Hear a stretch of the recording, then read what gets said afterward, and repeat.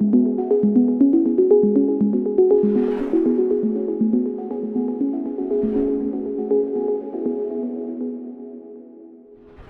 hello, EcoMotion 2021. My name is Tal, and I'm the co-founder of Drive and Next Gear Ventures.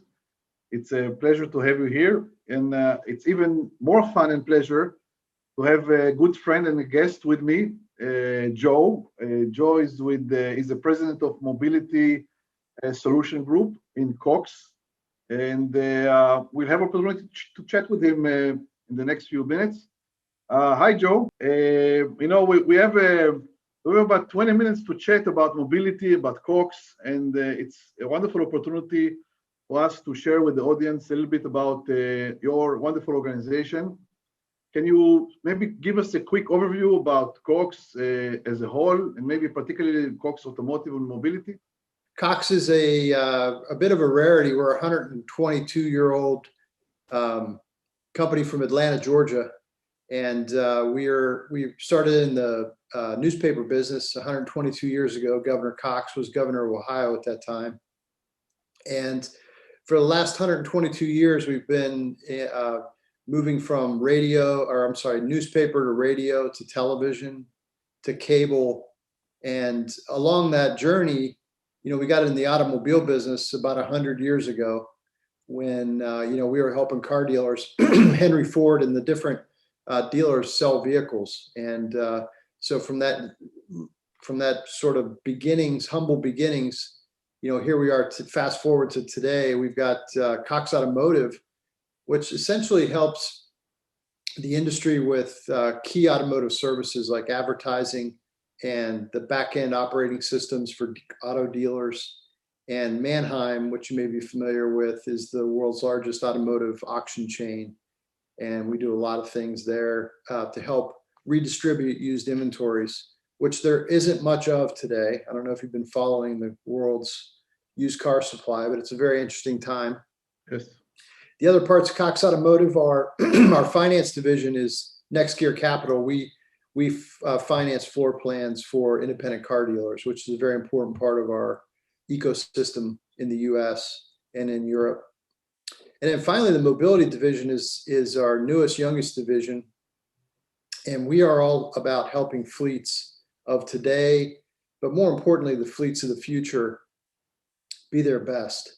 And, we talk a little bit later on about what that means, but, we have a great business built on the consumer side with brands like Auto Trader and Kelley Blue Book and Manheim and Viato. My team's role is to wake up every day thinking about those vehicles that aren't owned by consumers and how we can help improve the profitability and efficiency of that part of our fleet.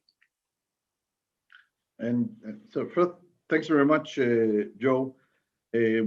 By the way, from the outside, not just in Atlanta, all around the country, it's a well-known fact that it's a great pleasure to be with part of the Cox family and working for Cox. So that's my perspective as well. Everybody's talking about that. So when we talk about fleets, and how you see fleets and what are the fleets of the future, as you call them. Let's start with that maybe a little bit. Back when we did the Dealer Track acquisition back in 2014, I can't believe that was that long ago.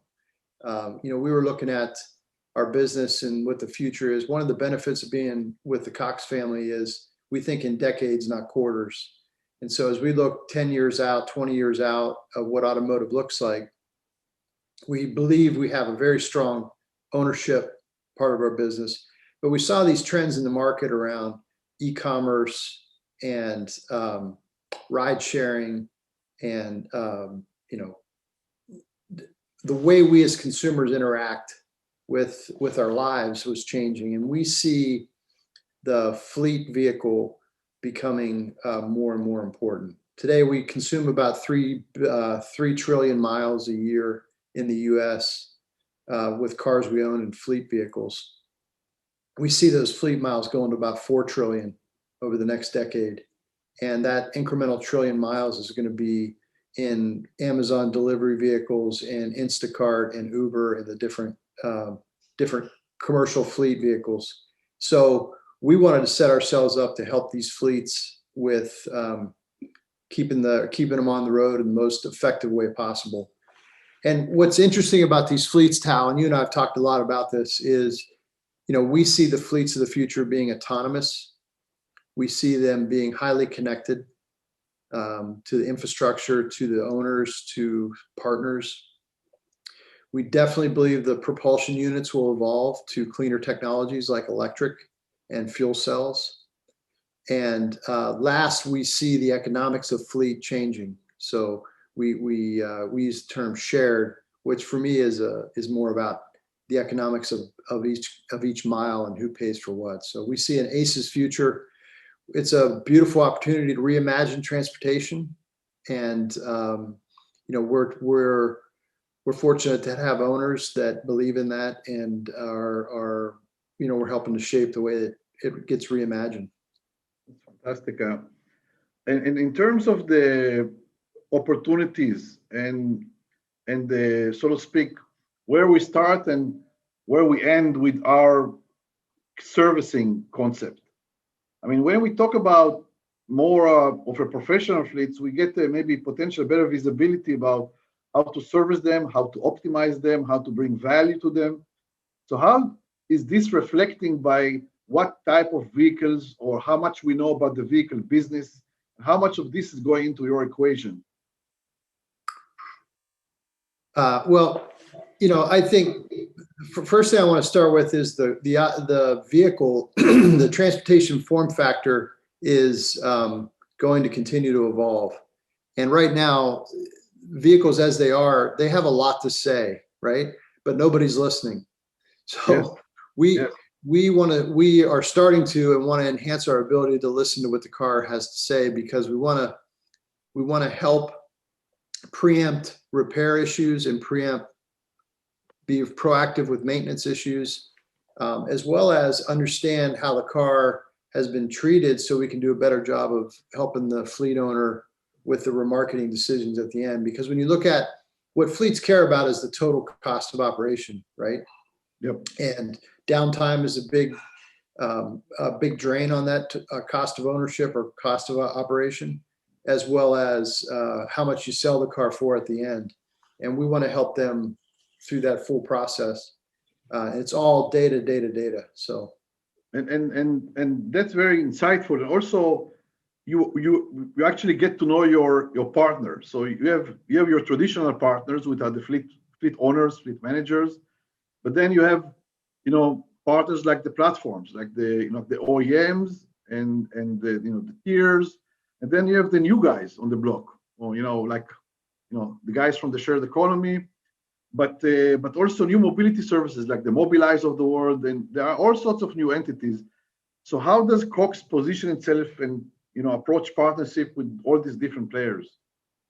Well, first we listen to guys like you who can help guide us, right, to the great entrepreneurs of the future, today and the future. Yep. We've made investments in companies like Rivian, where we believe in RJ's vision for electric and how he wants to change the platform part of the automobile industry. And so we learn a lot from RJ, and we also help Rivian with the different elements and the realities of being in the automobile business. We got 100 years experience where we can help them do a better job. We work with everyone you detailed there, the technology companies, the new form transportation providers, across the gambit.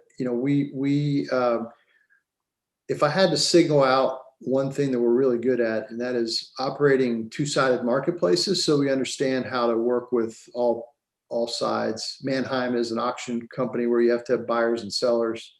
Our Auto Trader and Kelley Blue Book businesses survive on the interaction of sellers and buyers. So we're an enabler. I guess if we had to pick one term about how we think about partnerships, we're an enabler. Got it. And I think that's the reality of the future of business, where not any one person is going to be able to when you go from 3 trillion miles to 4 trillion miles, you need a lot of people to help that growth. Absolutely, absolutely. And in terms of if you add into the equation that we're moving into greener, more sustainable type of world, how would you see what's the take of Cox about it from your unique value proposition on how to align those green goals, sustainability goals with the financial goals, with the organizations that are still wants to take these values and be competitive with these values and as well as with financial values. So how can you help organization from your perspective? We're fortunate that the Cox family, our chairman, Jim Kennedy, had a lot of vision back in 1997, and he launched a sustainability arm of Cox Enterprises called Cox Conserves. And so over those years, we've invested about $1 billion in clean technologies and sustainable food sources and better waste management. And that's also where the Rivian investment came out of, is to invest in new technologies for the future. So it's woven into our DNA that even our Alex Taylor, our current president, his vision is to empower people today to build a better tomorrow. And so we've made investments in companies like Bright House, which do sustainable agriculture, where they put fresh vegetable growing capabilities inside urban food deserts. We have investments in companies like Sierra Energy that help companies do a better job managing their carbon footprint and reducing their carbon footprint in the future. So lots of corollary investments, just who we are as Cox. So when we do work with our partners today, we're able to help them think about, let's all get in the EV business, right, as an industry. And we believe that it can help the future of sustainability. But it also comes with, some issues you got to deal with around what do you do with these batteries after, they've passed their useful life, like our mobile phone batteries. Where do they go? And we don't want them being shredded and dumped in the ocean or shredded and dumped in landfills. So we're taking a pretty aggressive view of how can we make sure that we're all responsible globally, and it's gonna take a whole industry to make that a reality. So we want to work with our partners and our own businesses. Absolutely. And if we're talking about a little bit downstream in the future, I think that maybe you can share with us a little bit what do you see for the next maybe 2-3 years, but maybe what we're going to see for the next 10 years from Cox Mobility, Cox Vision, about what play how is our life going to look like from your perspective, and maybe what Cox is going to play in this life. Yeah, I think clean technology in automotive is going to be very important. I think enhanced cognitive capabilities around artificial intelligence and how we use data and how we're interrelating infrastructure with the vehicles, with the fleet owners, trying to optimize the driver's experience and the efficiency of delivery. So there's this whole ecology of data that we're looking to help enable. We made an acquisition of a company called Fusion that does computer-aided visual interpretation, so that we can do a better job of representing automotive assets to fleet owners and to consumers into the wholesale realm, so that they can make better pricing decisions. That's one example. And the whole experience of minimizing your total cost of operation has significant data points across that whole operating life cycle of a fleet vehicle. So even today on traditional internal combustion engine trucks, but certainly in the future, as more and more these vehicles have more and more to say about where they are, how they feel, and how they've been treated, we're going to be able to create better service optimization to keep them on the road. And in terms of Joe, in terms of potential new paradigms, like for example, 3D mobility, you guys looking that avenue as well in your Did you say 3D? Yes. Yeah. The VTOL, eVTOLs fleets. Oh yeah, no, for sure. We use the ACES acronym, and Yes. we interchange aerial and autonomous. Yes. So Yes. some days I can tell you that I think we're going to go up before we go fully level 5 autonomous.